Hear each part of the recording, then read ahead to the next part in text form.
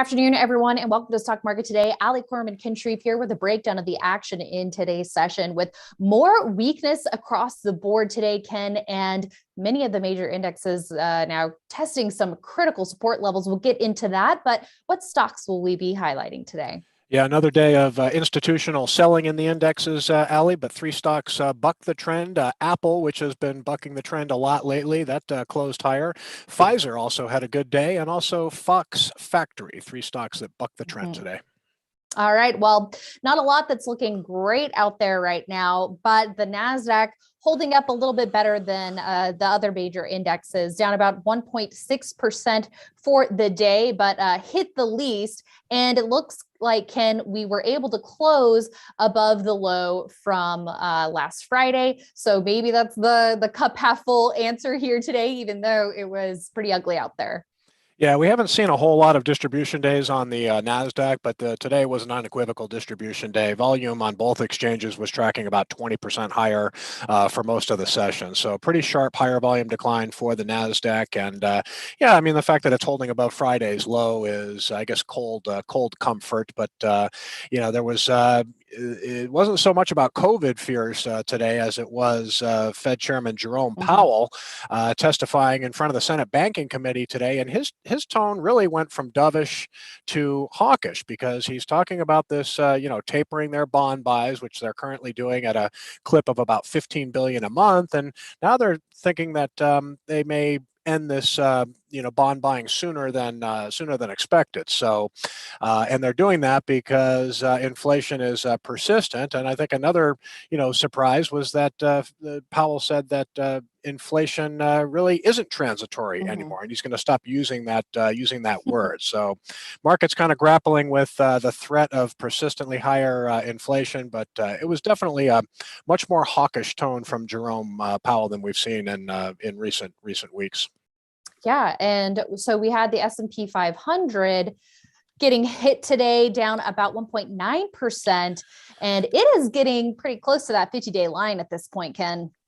Yeah, and it undercut Friday's low. So you can see the NASDAQ and the S&P 500 closed near session lows today. And this is the index where we're really seeing, more distribution days. Now, we have a couple of 0.3% declines in there in recent weeks, but a big percentage decline today. That's going to raise the S&P 500's count to 6. So it is starting to show increasing signs of distribution along with the NASDAQ. And really, today was an expectation breaker because we obviously had a very rough session Friday and then, very strong gains on Monday. So the bulls out there were hoping that we were going to get some follow through and maybe, stocks were going to be able to build upon gains. And they actually tried to do that soon after the market opened. The Qs turned slightly positive, but sellers just ended up having the upper hand today. And we'll have to, keep an eye on the big picture later today and see if that market outlook is gonna get lowered a notch after the bearish session today.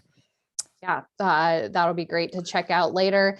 And blue chips also hit hard today. The Dow, after losing support at its 50-day line late last week, now very close to its 200-day.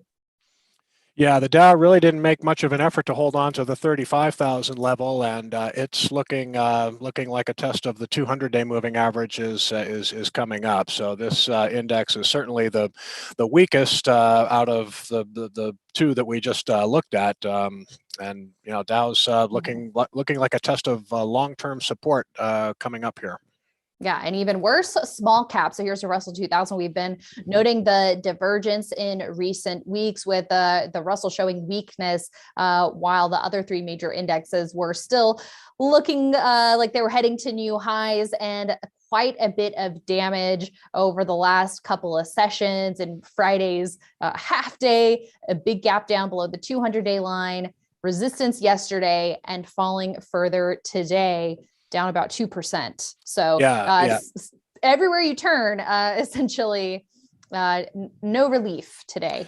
Well, as you guys mentioned on IBD Live this morning, it's a market where breadth has been a problem for a while, a very weak advanced decline line. And a lot of your leading growth stocks out there are starting to show, chinks in their armor. We've been starting to raise some cash in the leaderboard portfolio. But yeah, there's the NASDAQ advanced decline line that's been trending lower for several days now. So anytime you have weakening breadth, increasing signs of distribution, suspect action in leading growth stocks, it's time to play defense. Yes. And a quick look at FFTY, the IBD 50 ETF tracking growth stocks. So underperforming the weakness that we're seeing broadly, down about 2.5% today. But let's take a look at perhaps some bright spots, at least one bright spot in Apple. And what a great close for Apple today, too, right at the top of the range, up over 3% today, some heavy volume behind the move. So a very powerful breakout for Apple a couple of weeks ago that is still working. And so Apple really turning into an outperformer in this most recent breakout on some positive news regarding iPhone demand in China. Yeah, definitely. And this stock just seemed to get stronger as the session wore on. You can see it's only had one down session over the past 2 to 3 weeks or so. And it's really just a good example of what a stock under accumulation looks like. You can look back over the past 2 weeks and see all these heavy volume gains for the stock. There was just one down day last week, and that was in pretty light volume. So this is what a stock under accumulation looks like. And you mentioned this headline out of China that their iPhone demand appears to be doing very, very well. There was a report from, I believe it was Tech Times, that just cited strengthening demand for the iPhone, and Apple has definitely turned into sort of a safe haven trade in this market that's showing signs of distribution. Not too many bright spots out there, but Apple certainly is one. So the only problem now, Ken, is that Apple's extended. The time to get into it was that a breakout from that cup with handle. We like to try it as close to the buy point as possible, but seems like it's worth holding right now for those who did opt to buy at that time. Absolutely. And, it's not uncommon, as we say, for stocks to revisit buy areas. And you can barely see that kind of shaded blue area just below the 160 level. So this would be one to watch if sellers start to come into the stock, and you'd expect to see some kind of low volume declines and sort of an orderly pullback. We're going to look at a stock in just a bit that's kind of pulling back in orderly trade. So it's possible that Apple could pull back into buy range from that 153 entry. Good one to watch, but it is extended now for sure.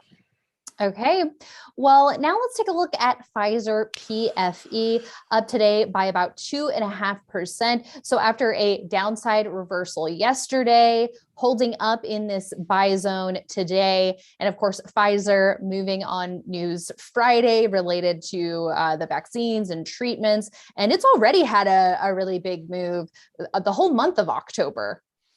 Yeah, really bullish relative strength line here, and definitely not moving in sync with the market. The market was up powerfully yesterday. Pfizer was down. The market was down sharply today, and Pfizer was up. But it is still in buy range from that 51.96 entry. Maybe we can swing over to the weekly chart here and see what the weekly looks like. You can see so far this week just kind of holding on to that gain after several up weeks in a row. Like I said, a healthy relative strength line. So not a whole lot of technically healthy stocks out there, but certainly I think Apple and Pfizer. Pfizer still in buy range here, holding up well in a weakening market. And Pfizer too presented an early entry before this breakout of the cut base on its week when it reported earnings in early November, and just a very strong advance since that time. And you mentioned an orderly pullback for a stock, and that is Fox Factory in the leisure products group. So edged up today, but a breakout that earnings helped fuel not all too long ago. And now we're seeing that sort of pullback. So walk us through what you're liking about this.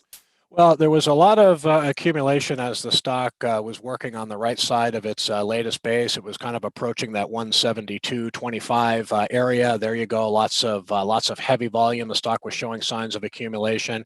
It eventually broke out, went up to around looks like 190 or so, and then I just like the volume on the downside has just been getting very quiet. So this is a good example when a stock retests buy area. This is how you want to see it done. Just heavy volume breakout, signs of accumulation followed up by a low volume decline. So what you have now is Fox Factory just retesting that latest buy area. So some people might view this as very constructive price action. It is, but we don't have a healthy market working in our favor. So new buys really generally should be avoided. If you really have to buy something, this is definitely one to watch. It is thinly traded. It only has an average daily volume of around 150,000 shares, but it's a high price stock, $175, $176 a share. So the average daily dollar volume is actually close to 30 million, which makes it